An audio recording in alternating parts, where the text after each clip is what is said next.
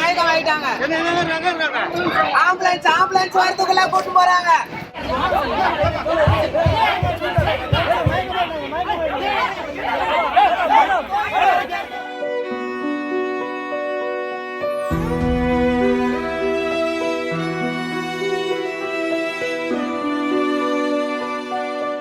வெளில கூட்டு போகும் பாரு. சார் வெளில போயிடுங்க சார். இருங்க போறேன், இருங்க சார், போறேன் சார். சமையல் எண்ணெய் மற்றும் உணவுப் பொருள் ஏற்றுமதியில் 20 ஆண்டு கால அனுபவம் பெற்ற ஸ்டார் எக்ஸ்போர்ட் ஹவுஸ் கயல் ஆக்ரோ ஃபுட்ஸ். விகடன் நேயர்களுக்கு வணக்கம். நாம இப்ப இருக்கக்கூடிய இந்த ராஜரத்னம் ஸ்டேடியம் முன்னாடி தான் நேற்று நள்ளிரவுல தங்களோட கோரிக்கைகளை முன்னிறுத்தி போராடின மாற்றுத்திறனாளிகள் மேல சென்னை காவல்துறையினர் ஈவு இரக்கமற்ற வெறியாட்டத்தை நிகழ்த்தி இருந்தாங்க. நேற்று நள்ளிரவுல என்ன நடந்துச்சு அப்படிங்கிறத விரிவா இந்த வீடியோல பார்க்கலாம் வாங்க.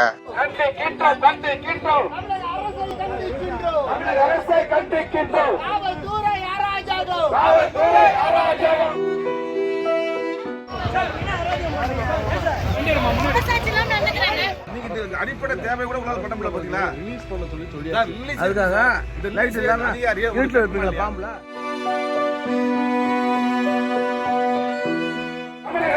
தமிழக அரசு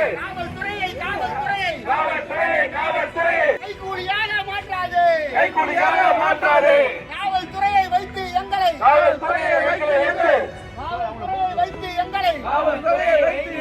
ஒடுக்க நினைப்பது நியாயம்தானா? சென்னைக்குள்ள ஏராளமான அமைப்பினர் அரசு கிட்ட தங்களோட கோரிக்கைகளை முன்வச்சு தொடர் போராட்டங்களை முன்னெடுத்துட்டு வராங்க. அந்த வகையில மாற்றுத்திறனாளிகளும் தங்களோட மிக முக்கியமான கோரிக்கையான அந்த மாத உதவித்தொகையை அதிகப்படுத்தி கொடுக்கணும் அப்படிங்கிற கோரிக்கையை முன் வச்சு சென்னைக்குள்ள தொடர் போராட்டத்தை முன்னெடுத்துட்டு வந்தாங்க.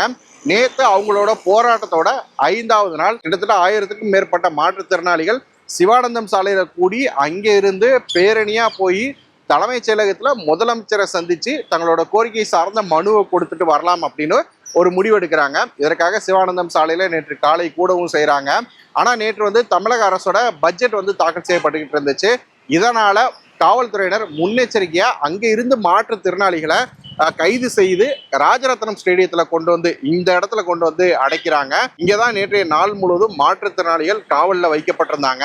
மாலை 5 மணி வரைக்குமே இதுதான் நிலைமை. ஆனா திடீர்னு நைட்டு 10 மணிக்கு மேல இங்க போராடிட்டு இருந்தாங்க இல்லையா, அந்த மாற்றுத்திறனாளிகள் கிட்ட இருந்து நமக்கு ஒரு அழைப்பு வந்துச்சு. என்ன அழைப்பு அப்படின்னா, நாங்க 5 மணி வரைக்கும் இங்க போராடிக்கிட்டு இருந்தோம் இல்லையா, எங்களை 5 மணிக்கு மேல காவல்துறையினர் கலைஞ்சு போக சொன்னாங்க. ஆனா நாங்க கலைஞ்சு போக விருப்பப்படாம தொடர்ந்து எங்களோட கோரிக்கைகளை முன்னிறுத்தி போராட போறோம் அப்படின்னு சொன்னோம். அப்ப காவல்துறையினர் எங்க கிட்ட அப்போ இரவு நீங்க இந்த ராஜரத்னம் ஸ்டேடியம்ல தங்க முடியாது, உங்களுக்காக திருமங்கலத்துல ஒரு பெரிய திருமண மண்டபத்தை புக் பண்ணி வச்சிருக்கிறோம், நீங்க அங்க போய் இரவு தங்குங்க, அங்கேயே உங்களுக்கு இரவு உணவும் ஏற்பாடு பண்ணியிருக்கோம் அப்படின்னு சொன்னாங்க. அதை நம்பி நாங்களும் அந்த மண்டபத்துக்கு கிளம்ப தயாரானோம். காவல்துறையினரே ஒரு 16 பேருந்துகளை எங்களை அழைச்சிட்டு போறதுக்கு தயார்படுத்தினாங்க. சேப்பாக்கத்துல விருந்தினர் மாளிகை கிட்ட தான் போராட்டத்தை துவங்குறதா அறிவிச்சோம். இல்ல அங்க கிரிக்கெட் நடக்குது, இங்க மாத்திக்கங்கன்னு போலீஸ் கேட்டாங்க. பஸ்ல அதை நம்பி நாங்க 16 பஸ்ல ஏறணும் எல்லாரும். நாங்க கடைசி பஸ் மத்தவங்கள ஏத்திட்டு கடைசி பஸ்ல போல நாங்க வெயிட் பண்ணிட்டு இருக்கோம். ஆனா ஒரு பஸ் கூட அந்த மண்டபம் இருக்கிறதாவும் அங்க போகவும் இல்ல, ஒண்ணுமே இல்ல. அது சொன்னது எல்லாமே ஃப்ராடு, போய் எங்க போச்சு பஸ்? அத்தனை பஸ் எல்லாமே அங்கங்க போன் பண்றாங்க. பஸ் எந்த பக்கமும் கிண்டி பக்கம் போகுது, சைதாப்பேட்டை போகுது, மதுரவாயல் போகுது,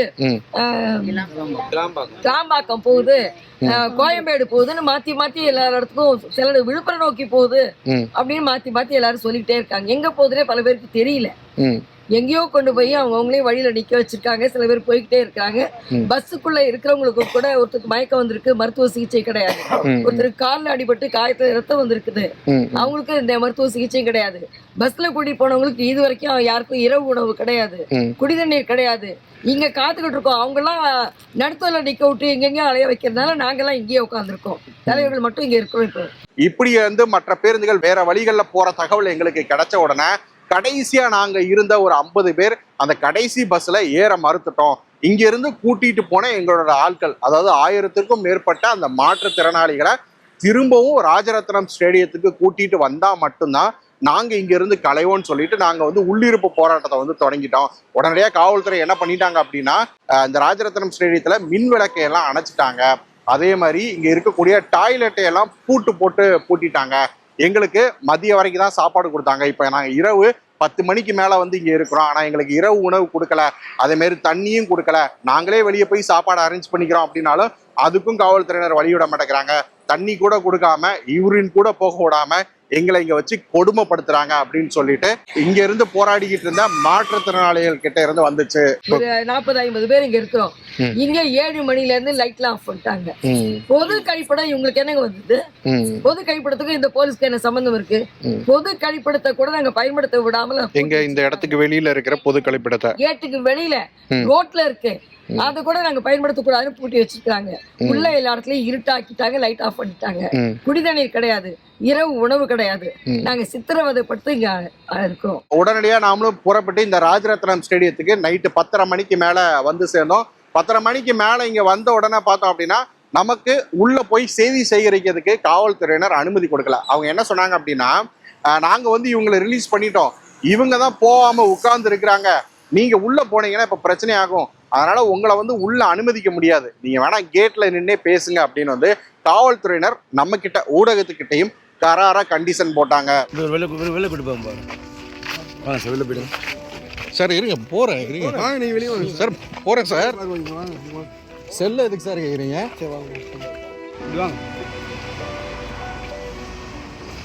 நாமளும் கேட்டுக்கு வெளியே நின்று அந்த மாற்றுத்திறனாளிகள் கிட்ட பேச ஆரம்பிச்சோம். இரவு 11 மணிக்கு மேல மார்க்சிஸ்ட் கம்யூனிஸ்ட் எம்எல்ஏக்கள் நாகை மாலி அவர்களும் கந்தரவக்கோட்டையை சேர்ந்த சின்னதுரை அவர்களும், அந்த 2 எம்எல்ஏக்களும் இந்த ஸ்பாட்டுக்கு வந்து சேர்ந்தாங்க. அவங்க வந்து சேர்ந்ததுக்கு அப்புறம் தான், அவங்க கூட சேர்ந்துதான் நம்மளையும் காவல்துறை வந்து உள்ள அனுமதிச்சாங்க. உள்ள போய் பார்த்த அந்த 2 கம்யூனிஸ்ட் எம்எல்ஏகளுக்குமே ரொம்பவே அதிர்ச்சியா தான் இருந்துச்சு. ஏன்னா ஜனநாயக ரீதியில போராடக்கூடிய மக்களுக்கு ஒரு லைட்டு கூட இந்த அரசாங்கம், இந்த காவல்துறையினர் போட அனுமதி கொடுக்க மாட்டேங்கிறாங்க, டாய்லெட்டை பூட்டி வச்சிருக்கிறாங்க, தண்ணி கூட கொடுக்காம இருக்கிறாங்க அப்படிங்கிறதெல்லாம் கேள்விப்பட்டு அவங்களே ரொம்ப அதிர்ச்சி அடையாங்க. அதே மாதிரி போராடினவங்களை பேருந்துகளில் வச்சு வேற வேற பகுதிகளுக்கு கூட்டிட்டு போய் தனித்தனி குழுக்களா பிரிச்சதை கேள்விப்பட்டு, என்னப்பா இந்த போலீஸ் இவ்வளவு அட்ராசிட்டி பண்றாங்களே அப்படின்னு சொல்லிட்டு அவங்களும் ரொம்பவே நொந்து போய் புலம்புனாங்க.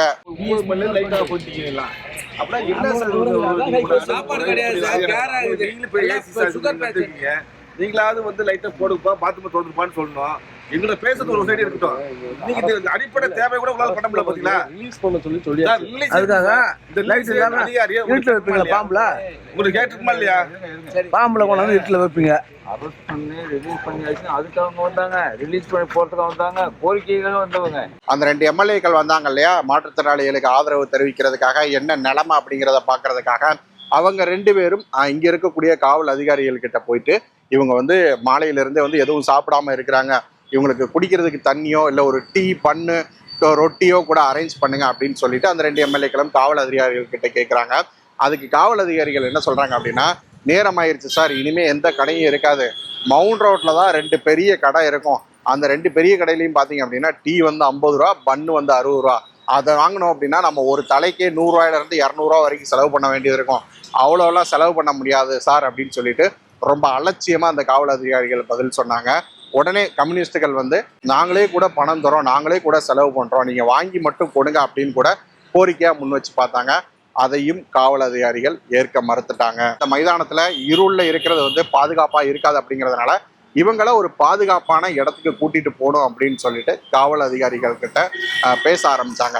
அவங்க என்ன சொன்னாங்க அப்படின்னா, இங்க இருக்கக்கூடிய கம்யூனிஸ்டுகள், இங்க இருந்து நிறைய பேரை நீங்க வந்து வேற வேற இடத்துக்கெல்லாம் வந்து கூட்டிட்டு போயிருக்கீங்க, அவங்களையும் அழைச்சிட்டு வாங்க, இவங்களையும் நாம இங்கிருந்து அழைச்சிட்டு போகலாம், இவங்க தங்குறதுக்கு இரவு வந்து ஒரு இடத்தை ஏற்பாடு பண்ணி கொடுங்க, இவங்க இரவு அங்க தங்கிட்டு நாளைக்கு காலையில வந்து போராட்டத்தை தொடர்ந்துப்பாங்க அப்படின்னு சொல்லிட்டு அப்படி ஒரு கோரிக்கையும் கம்யூனிஸ்ட் எம்எல்ஏக்களும் இங்க போராடினவங்களும் காவல்துறை கிட்ட முன் வச்சாங்க.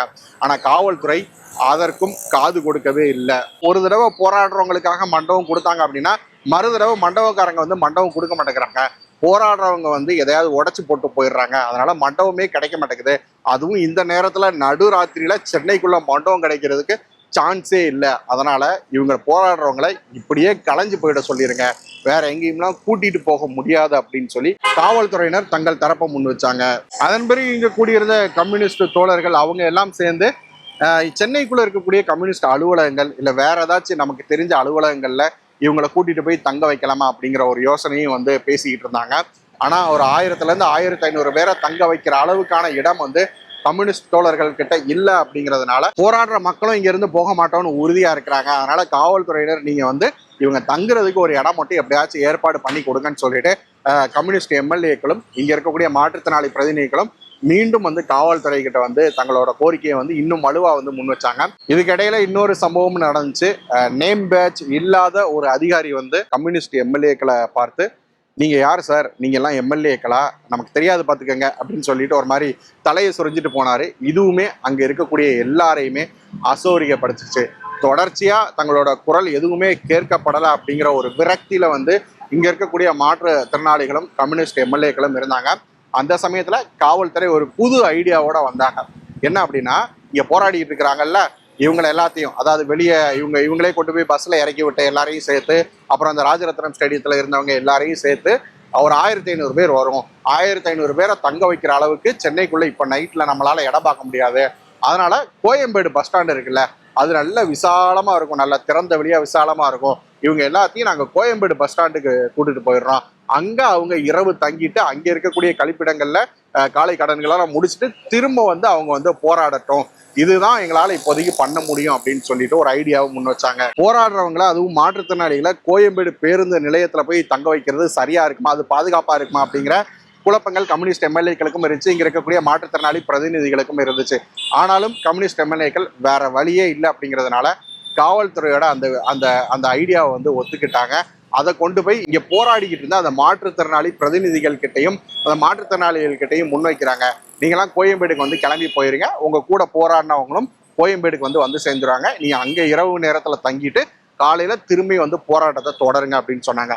அப்பதான் மாற்றுத்திறனாளிகள் மிக முக்கியமான முடிவை சொன்னாங்க. என்ன அப்படின்னா, எங்களை சாயங்காலமே ஒரு மண்டபத்துக்கு கூட்டிட்டு போறதா சொல்லிதான் 16 பஸ்கள்ல அடைச்சு நகரத்துக்குள்ள வெவ்வேறு பகுதிகளில் எங்களை வந்து பிரிச்சு நடுத்தருவுல வந்து இறக்கி விட்டாங்க. அவங்க வந்து சொல்றது எதையுமே வந்து காப்பாத்துறது கிடையாது, சொல்றது எல்லாமே ஏமாத்து வேலையா தான் இருக்கு. அதனால நாங்க இவங்களோட பேச்சை நம்ப மாட்டோம், நாங்க இங்க இருந்தே போராட்டத்தை தொடர போறோம், எங்க கூட போராடின அந்த மாற்றுத்திறனாளிகளும் இங்கே அழைச்சிட்டு வந்துருங்க அப்படின்னு சொல்லிட்டு தங்களோட முடிவை உறுதியா மாற்றுத்திறனாளிகள் அறிவிச்சாங்க. கம்யூனிஸ்ட் எம்எல்ஏக்கள் என்ன செய்யறது அப்படின்னே தெரியாம, சரி நீங்க தொடர்ந்து போராடுங்க அப்படின்னு சொல்லிட்டு இரவு 12:30 மணிக்கு மேல 2 கம்யூனிஸ்ட் எம்எல்ஏக்கள் நாகை மாலி, சின்னத்துறை 2 பேரும் இந்த ராஜரத்னம் ஸ்டேடியத்துல இருந்து கிளம்பி போனாங்க. இதுவரைக்கும் அலட்சியத்தால மாற்றுத்திறனாளிகளை அவமதிச்சு துன்புறுத்திக்கிட்டு இருந்த காவல்துறையினர் இதற்கு பிறகு காட்டினதுதான் ஒரு கோர முகமா இருந்துச்சு. நாகை மாலியும் சின்னத்துறை அவர்களும் கிளம்பி போன உடனே ஒரு 10-15 நிமிஷத்திலேயே காவல்துறையினர் 30க்கும் மேற்பட்டோர் வந்து இந்த மைதானத்துக்குள்ள வர ஆரம்பிச்சாங்க. நாம செய்தி சேகரிக்கிறதுக்காக இந்த மைதானத்துக்குள்ள அந்த மாற்றுத்திறனாளிகள் கூட தான் நின்னோம். நம்மளையும் இந்த மைதானத்துக்குள்ள இருந்து குண்டுக்கட்டா வெளியேற்றிட்டு அங்க உள்ள போராடிக்கிட்டு இருந்த மாற்றுத்திறனாளிகளையும் குண்டுக்கட்டா பேருந்துகள்ல ஏற்றி அப்புறப்படுத்துற வேலைகள்ல இறங்கினாங்க. நிறைய பெண் மாற்றுத்திறனாளிகள் இருந்தாங்க. அதே அளவுக்கு ஈக்குவலா வந்து பெண் காவலர்கள் இருந்தாங்களா அப்படிங்கிறது அது ஒரு கேள்விக்குறியா இருந்துச்சு. அதே மாதிரி இங்க இருக்கக்கூடிய காவல்துறையினர் இங்க இருக்கக்கூடிய மாற்றுத்திறனாளிகளை, பெண் மாற்றுத்திறனாளிகளை ரொம்ப அவமதிப்பா பேசினதை வந்து நாம வந்து பார்க்க முடிஞ்சது. என்ன சொன்னாங்க அப்படின்னா, என்னம்மா நீங்க ரொம்ப முரண்டு பிடிக்கிற, ஒழுங்கா வண்டியில ஏறிடு, இல்லைன்னா நடக்கிறதே வேற அப்படிங்கிற மாதிரியான அதட்டும் தொனியிலெல்லாம் பேசி இங்க இருந்த மாற்றுத்திறனாளிகளை குண்டுக்கட்டா கைது பண்ணதை நம்மளால பார்க்க முடிஞ்சது. கடுமையான செயல்பாடுகள்னால இந்த மாற்றுத்திறனாளிகள் போராட்டத்தை முன்னெடுக்கிற சங்கத்தோட பொதுச் செயலாளர் ஜான்சி ராணி அந்த பேருந்துக்குள்ளேயே மயக்கம் அடைகிறாங்க. தொடர்ச்சியா வந்து காவல்துறையினர் அந்த பேருந்தை இங்க இருந்து வேகமா நகர்த்துறதுலேயே வந்து குறியா இருந்தாங்க. உடனடியா பேருந்துக்குள்ள இருந்த மாற்றுத்திறனாளிகள் டிரைவரோட கையை பிடிச்சு சாவியை பிடுங்கி அந்த பஸ்ஸை வந்து நிப்பாட்டினாங்க. அதன் பிறகு பார்த்தோம் அப்படின்னா 2 தரப்புக்கும் இடையில கடுமையான வாக்குவாதங்கள் போச்சு. மாற்றுத்திறனாளிகள் தரப்புக்கும் காவல்துறையினர் தரப்புக்கும். ஸோ அதன் பிறகு கடுமையான வாக்குவாதங்களுக்கு பிறகுதான் மயக்கம் போட்டு விழுந்த அந்த ஜான்சியை வந்து மருத்துவமனைக்கு ஆம்புலன்ஸ்ல காவல்துறையினர் அழைச்சிட்டு போனாங்க. மற்ற மாற்றுத்திறனாளிகளை அவங்க திட்டமிட்டபடியே பேருந்துகளை அடைச்சு கோயம்பேடு பேருந்து நிலையத்துக்கு கொண்டு போய் விட்டுட்டாங்க. ஸோ அங்கதான் நேற்று இரவு 2 மணிக்கு மேல எல்லா மாற்றுத்திறனாளிகளும் கோயம்பேடு பேருந்து நிலையத்துல தான் இருந்திருக்கிறாங்க.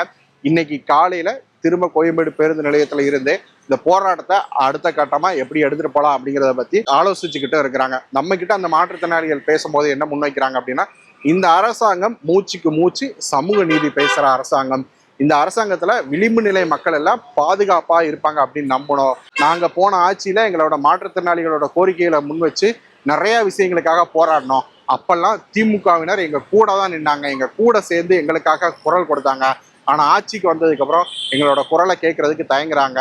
அது கூட பரவாயில்ல, ஆனா போராடுறது எங்களோட ஜனநாயக உரிமை. ஆனா போராட வந்த எங்களுக்கு தண்ணி கூட கொடுக்காம இங்க இருக்கக்கூடிய அந்த மொபைல் டாய்லெட்டையும் மூடி வச்சுட்டு இங்க அந்த காம்பவுண்டுக்கு வெளியே இருக்கக்கூடிய பொது கழிப்பிடத்தையும் மூடி வச்சுட்டு எங்களுக்கு யூரின் கூட போக விடாம எங்களை வந்து கொடுமைப்படுத்தினாங்க. அதை தாண்டி பார்த்தோம் அப்படின்னா கைது செய்யும் போது அவ்வளவு அவதூறான வார்த்தைகள், அவ்வளவு ஒருமையில வந்து எங்களை வந்து பேசி எங்க மனசு புண்படும்படி ரொம்ப தடாலடியா குண்டு கட்டா வந்து எங்களை கைது பண்றாங்க.